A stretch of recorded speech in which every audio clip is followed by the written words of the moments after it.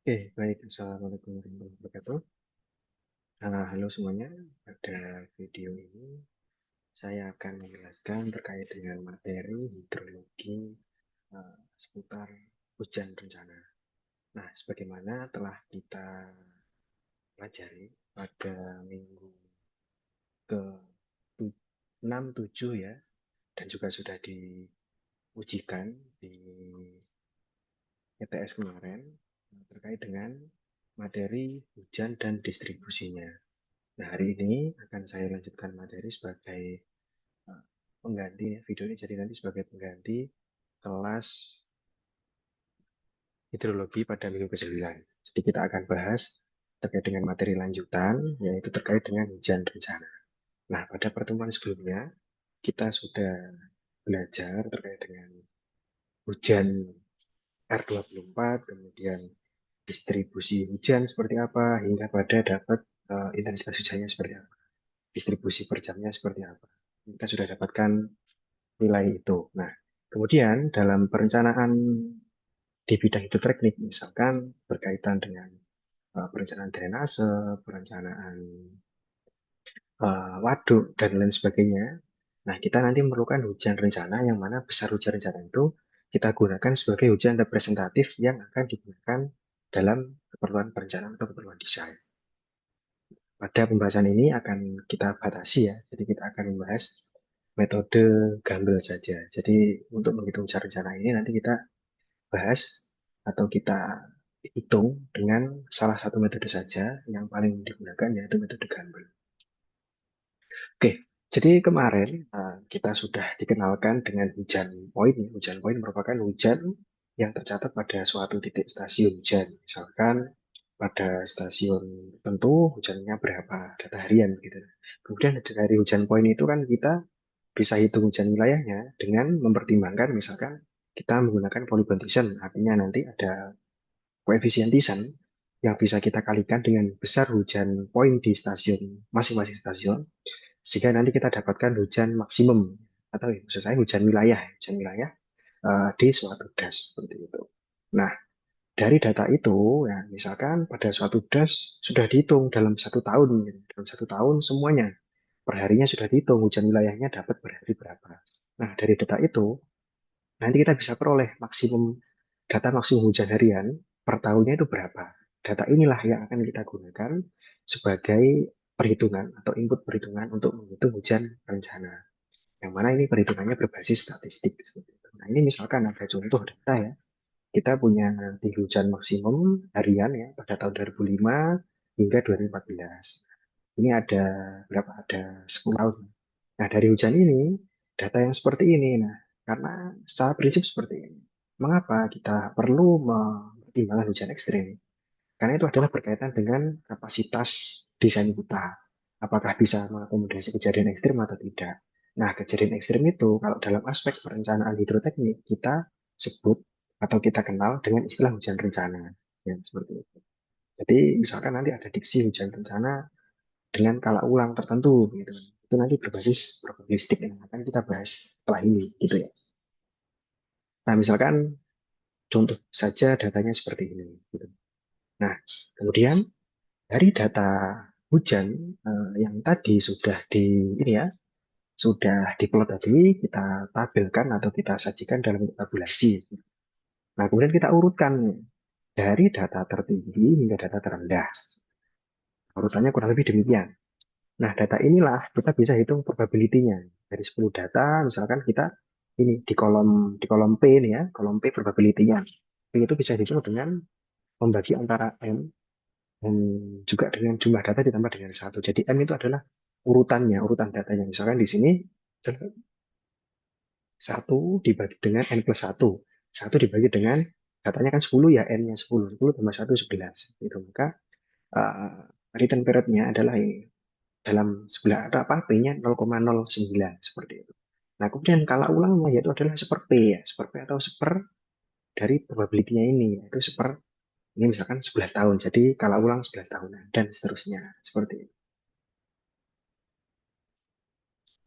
Nah, kemudian dari sini ya juga ini secara prinsip perhitungan hujan rencana ini itu berbasis pada pendekatan statistik yang mana kita kenal ini ya, persamaan ini ya, ini adalah menurut Chow 1951 ya, kita perlu lakukan analisis frekuensi distribusi pada data hujan yang akan kita hitung hujan rencana. Nah, kalau kita amati di sini, persamaan XT atau nilai varian dari suatu data X gitu ya, dari data random yang series dengan periode ulang T misalnya. Dengan X bar adalah rata-rata data tersebut, ditambah dengan K.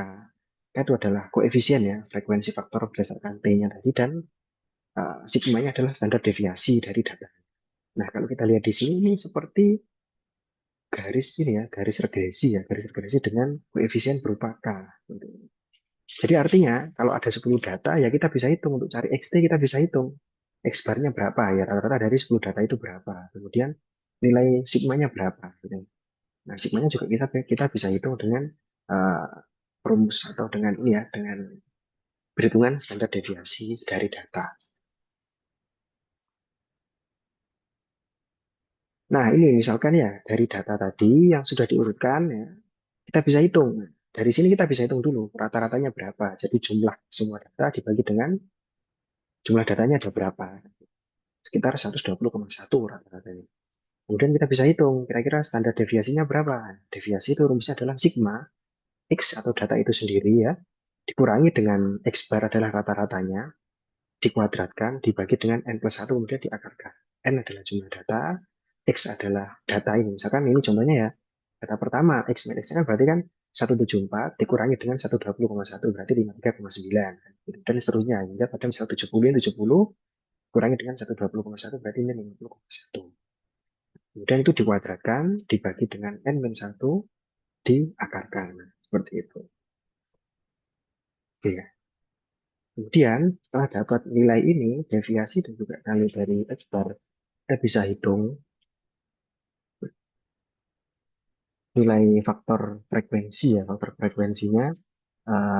Ini misalkan dari data 10 tahun ya, ini ada tabel reduce mean ya, YN, dan juga reduce variate ya, reduce standard deviation atau nilai ini ya, nilai SN ya. Jadi nilai YN adalah tabel atas, nilai SN adalah di tabel bawah ini. Nah, dari rumus K yang sebagai koefisien tadi ya, kita perlu tahu dulu YT-nya berapa, YN-nya berapa, SN-nya berapa. Nah, untuk tahu YT, kita harus tahu dulu nilai dari ini. T min T per 1. T itu adalah tahunnya nanti yang akan kita hitung. Nah, kemudian nilai YN-nya, ini ya.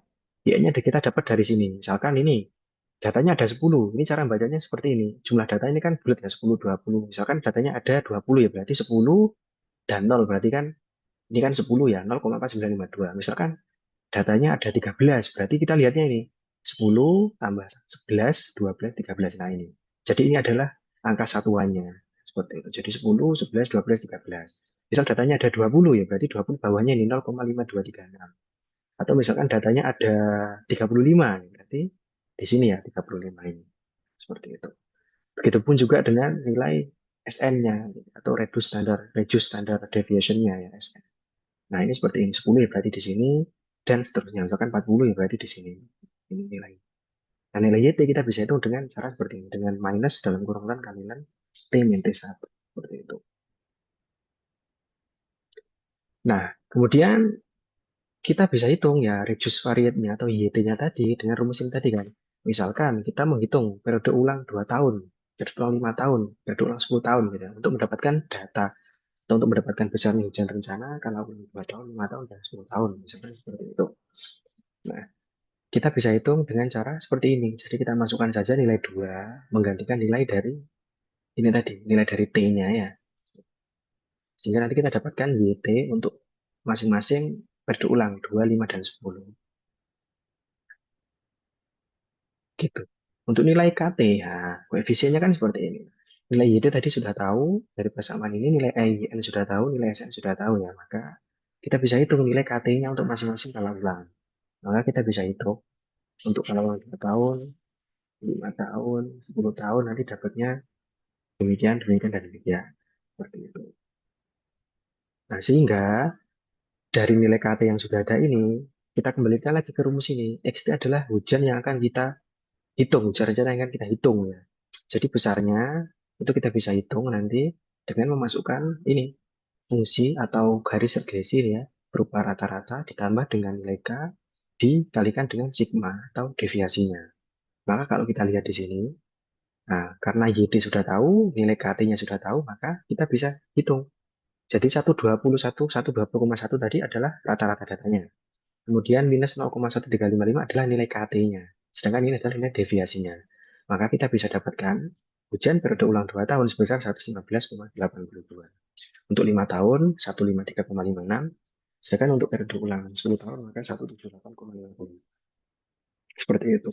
Nah, sebelumnya, nah, sebenarnya apa hujan rencana skala ulang atau periode ulang 2 tahun itu? Dan apa hujan rencana periode ulang 5 tahun itu? Dan juga yang terakhir adalah apa hujan rencana periode ulang 10 tahun itu? Ini adalah hujan rencana yang kita dapatkan dari pendekatan statistik probabilistik. Jadi misalkan ada yang menyebutkan bahwasanya dari ini ya, dari hasil ini misalkan ya, dari hasil perhitungan yang ada, hujan rencana periode ulang 2 tahun didapatkan sebesar 115,82 mm seperti itu. Nah, itu artinya adalah maka hujan ya sebesar 115,82 mm itu peluang terjadi per tahunnya adalah tadi per tahun dan per hari ya. Sama saja adalah seperdua atau satu dibagi dengan 2 tahun. Jadi probabilitasnya 50%. Jadi dalam setiap tahunnya seperti itu ya, kita akan dari hasil statistik atau dari hasil penelusuran statistik yang ada, maka hujan sebesar 115,82 akan terjadi dalam atau akan terjadi dengan probabilitas sebesar 50%. Kalau misalkan 5 tahun, ya berarti dia seperlima, 20%. Artinya hujan sebesar 153,56 akan terjadi selama apa per tahunnya, peluang kejadiannya sebesar 20%. Nah, 10 tahun ya berarti 10%, seperti itu. Nah, kemudian dari sini kita bisa hitung dengan rumus intensitas hujan ya, kan dengan monolog B ya.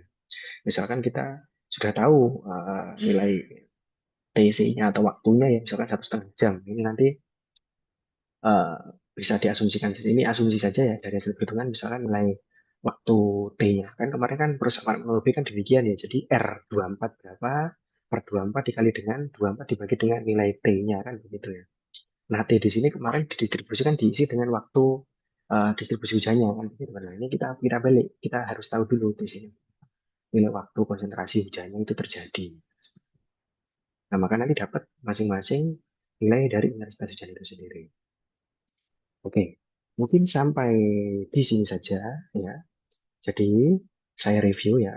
Untuk menghitung hujan yang bisa kita gunakan dalam perencanaan di aspek geotekniknya, kita perlu menghitung yang namanya hujan rencana. Hujan rencana itu adalah besar hujan, probabilitas ya, secara statistik yang mana di situ menyatakan atau bisa mengakomodasi desain kita nanti untuk mengakomodasi kejadian-kejadian ekstrim seperti itu. Nah, dari data hujan yang ada, maksimum tahunan ya, nah kita bisa olah statistik. Nanti dari itu nanti kita bisa dapatkan nilai hujan rencana untuk masing-masing kala ulang seperti itu. Oke, eh, jadi video ini nanti harapannya bisa disimak ya sebagai kelas asinkronus mata kuliah hidrologi pada minggu ke-9 ini. Nah, kemudian akan saya lampirkan tugas ya, mengenai perhitungan hujan rencana. Jadi nanti silakan dicek di Materi Classroom. Di situ akan saya sampaikan tugasnya dan dikumpulkan sesuai dengan tenggat waktu yang saya tentukan di Classroom. Oke, sekian video ini dibuat. Terima kasih banyak. Wassalamualaikum warahmatullahi wabarakatuh.